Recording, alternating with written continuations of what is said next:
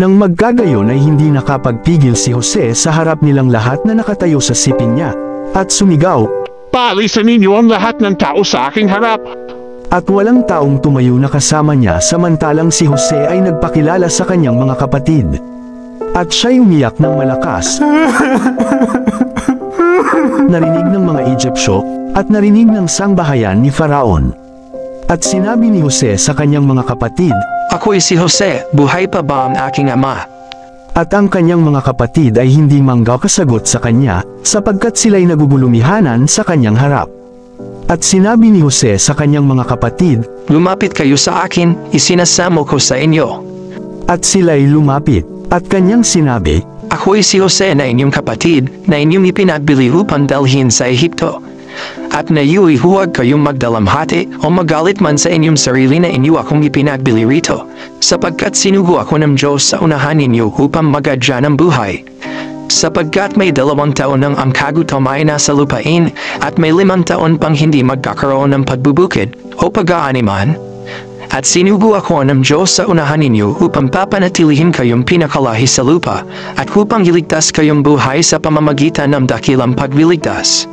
Hindi na kayo ang nagsugo sa akin dito, kundi ang Diyos, at Kanya akong ginawang ama kay Faraon, at Panginoon sa buong niyang bahay, at tagapamahala ng buong lupain ng Ehipto. Magmadali kayo, at pumaroon kayo sa aking ama, at sabihin ninyo sa kanya, ganito ang sabi ng iyong anak na si Jose, ginawa akong Panginoon ng Diyos sa buong Ehipto, pumarito ka sa akin, huwag kang magluwat. At ikaw ay tatahan sa lupain ng Gusan, at malalapit ka sa akin, ikaw at ang iyong mga anak, at ang mga anak ng iyong mga anak, at ang iyong mga kawan, at ang iyong mga bakahan, at ang iyong buong tinatangkilik. At do'y kakandilihin kita sapagkat may 5 taong kagutom pa, baka ikaw ay madukha, ikaw at ang iyong sambahayan, at ang lahat ng iyo. At narito, nakikita ng inyong mga mata at ng mga mata ng aking kapatid na si Benjamin, na ang aking bibig ang nagsasalita sa inyo. At inyong sasaysayin sa aking ama ang aking buong kaluwalhatian sa Ehipto, at ang inyong buong nakita, at kayo'y magmamadali at inyong ibababa rito ang aking ama." At siya'y humilig sa leeg ng kanyang kapatid na si Benjamin, at umiyak, at si Benjamin ay umiyak sa ibabaw ng kanyang leeg. At kanyang hinagkan ang lahat niyang kapatid, at umiyak sa kanila, at pagkatapos ay nakipagsalitaan sa kanya ang kanyang mga kapatid. At ang kabantugang yaon ay naibalita sa sangbahayan ni Faraon, na sinasabi, "Nagsidating ang mga kapatid ni Jose." At ikinalugod ni Faraon, at ng kanyang mga lingkod. At sinabi ni Faraon kay Jose, "Sabihin mo sa iyong mga kapatid, ito'y gawin ninyo. Pasanan ninyo ang inyong mga hayo, at kayo'y yumahon, umuwi sa lupain ng Kanaan. At dalhin ninyo ang inyong ama at ang inyong mga sambahayan, at pumarito kayo sa akin, at aking ibibigay sa inyo ang pinakamabuti sa lupain ng Ehipto, at kakanin ninyo ang katabahan ng lupain. Nayo'y inuutusan ka, ito'y gawin ninyo, kumuha kayo ng mga kariton sa lupain ng Ehipto para sa inyong mga bata, at sa inyong mga asawa, at dalhin ninyo rito ang inyong ama, at kayo'y pumarito. Huwag din ninyong lingapin ang inyong pag-ahari, dahil sa ang buti ng buong lupain ng Ehipto ay inyo."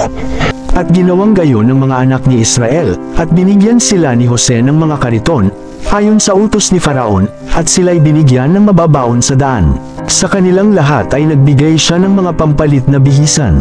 Ngunit kay Benjamin ay nagbigay siya ng 300 putol na pilak, at 5 pampalit na bihisan.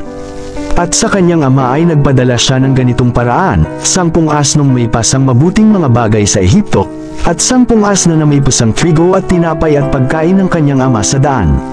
Sa ganito ay kanyang pinapagpaalam ang kanyang mga kapatid, at sila'y yumaon, at kanyang sinabi sa kanila, "Huwag kayong magkaalit sa Dan." At sila'y sumampa mula sa Ehipto, at naparoon sa lupain ng Kanaan, kay Jacob na kanilang ama.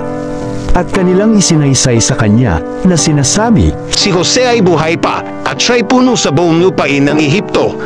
Ang kanyang puso ay nang lupaypay, sapagkat di niya pinaniwalaan sila. At kanilang isinaysay sa kanya ang lahat ng salita ni Jose, na kanyang sinabi sa kanila. Nang kanyang makita ang mga karitong ipinadala ni Jose upang dalhin sa kanya, ay nagsauli ang diwa ni Jacob na kanilang ama. At sinabi ni Israel, Siya na, si Jose na aking anak ay buhay pa. Ako'y paroroon at titingnan ko siya bago ako mamatay.